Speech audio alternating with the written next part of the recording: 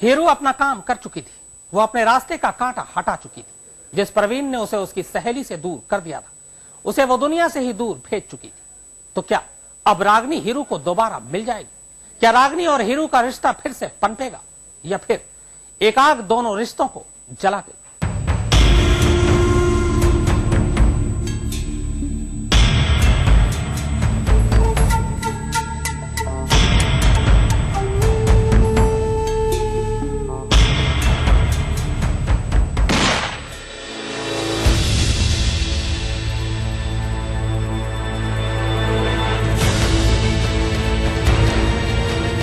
प्रवीण के दम तोड़ते ही तीनों उसकी लाश को वहीं छोड़कर भाग जाते हैं, इस बात से बेखबर कि ये लाश अगर यूं ही पड़ी रही तो कत्ल की पूरी कहानी दुनिया के सामने आ सकती है। और हुआ भी ठीक वैसा ही। अगली सुबह प्रवीण के घर वालों और रागनी को उसके कत्ल की खबर मिलती है। ये वो खबर थी जिसके बारे में किसी ने सपने में भी नहीं सोचा था। घर वालों की आंखों के सामने प्रवीण की लाश थी और मन में दर्जनों सवाल ये कि प्रवीण को किसने और क्यों मारा। प्रवीण की न तो किसी से दुश्मनी थी और न ही उसका किसी से झगड़ा हुआ था, लिहाजा प्रवीण के कत्ल की बात लोगों के समझ से परे थी। इसी उहापोह के बीच काशीपुर थाने में कत्ल का मामला दर्ज हो गया। तफ्तीश के दौरान पुलिस को प्रवीण के घर वालों से यह पता चलता है कि मौत से ऐन पहले हीरू प्रवीण को उसके घर से लेकर स्टेशन के लिए निकली थी और उसके कुछ देर बाद ही प्रवीण की लाश मिलती है। यही वो इकलौता सुराग था जो प्रवीण के कत्ल के मामले की तफ्तीश कर रही काशीपुर पुलिस के हाथ लगा। पुलिस अब इस सुराग का दामन थामे कानपुर में हीरू के घर पहुंचकर छापा मारती है, लेकिन वहां हीरू का कोई अता पता नहीं था। पुलिस हीरू के उन दो दोस्तों के घर भी जाती है, लेकिन हीरू के साथ साथ उसके दोनों दोस्त भी गायब थे।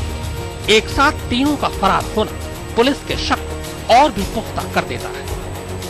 इसके बाद पुलिस रागनी से पूछताछ करती है और इस पूछताछ के दौरान रागनी पुलिस को वो सब कुछ बता देती है, जिसे सुनकर पुलिस के पैरों तले जमीन खिसक जाती है। रागनी पुलिस से अपने और हीरू के बेनाम रिश्ते की हकीकत बयां कर देती है। वो बताती है कि किस तरह प्रवीण से उसकी शादी तय होने के फैसले से हीरू परेशान थी। हीरू हर वक्त उससे ये कहा करती थी कि वो उसकी जुदाई बर्दाश्त नहीं कर सकती। ये वो राज था जिसने पुलिस के शक को यकीन में बदल दिया। ऐन कत्ल से पहले हीरू का नैनीताल प्रवीण के घर जाना, उससे मिलना और कत्ल से पहले आखिरी बार साथ देखा जाना, फिर कत्ल के बाद उसका फरार हो जाना, ये तमाम बातें पुलिस को यकीन दिला देती है कि कातिल हीरू ही। लिहाजा इसी बिना पर पुलिस हीरू और उसके दो दोस्तों के खिलाफ प्रवीण के कत्ल का मुकदमा दर्ज कर लेती है। पुलिस लगातार हीरू का पीछा कर रही थी। उसने कई बार हीरू के घर पर छापा भी मारा, लेकिन वो लगातार पुलिस को चकमा देती रही। आखिरकार पुलिस ने कोर्ट में उसके घर की कुर्की के लिए अर्जी दे दी। पुलिस की यह तरकीब कम कर गई और अपने घर वालों को बचाने के लिए आखिरकार हीरू ने अदालत के सामने सरेंडर कर दिया। यकीनी तौर पर पुलिस के लिए यह मामला जितना परेशान करने वाला है, उससे कहीं ज्यादा हैरान करने वाला भी, क्योंकि कानपुर के एक कमरे में सुलगी फायर की लपटें काशीपुर में एक शख्स की जान ले लेगी, यह किसी ने कभी भी नहीं सोचा था। तंसीम हैदर, काशीपुर, आज।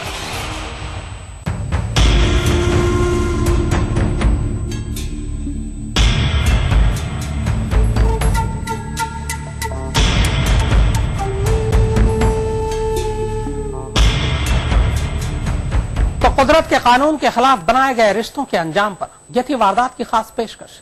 आज तक पर खबरों का सिलसिला आगे भी जारी रहा।